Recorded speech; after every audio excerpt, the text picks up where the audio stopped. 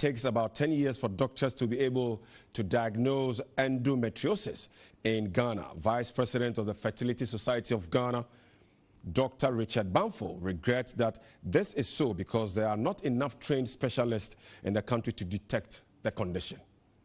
I've been diagnosed with stage 4 of endometriosis. I was told I would have to have Zoladex injection for a year because of the severity of the growth, which is a medically induced menopause.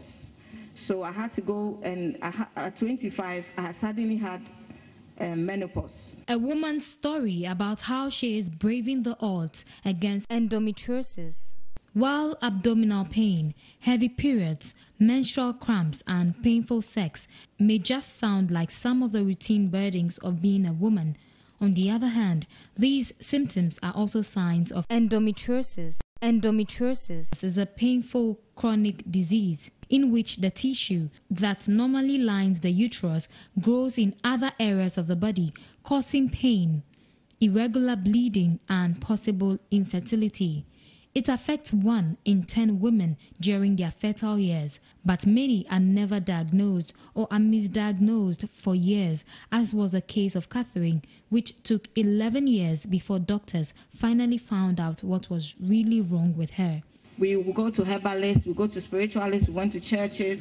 At a point, I was told that I had cramps in my abdomen, and it took me 11 years before I was diagnosed. The sad realities of the disease came to bear at the 2nd Annual Fertility Congress organized by the Fertility Society of Ghana. But the Vice President of the association regrets that there are not many doctors with the expertise to spot the disease at the early stages. We don't have enough doctors who are sensitive and alive to the problem of endometriosis.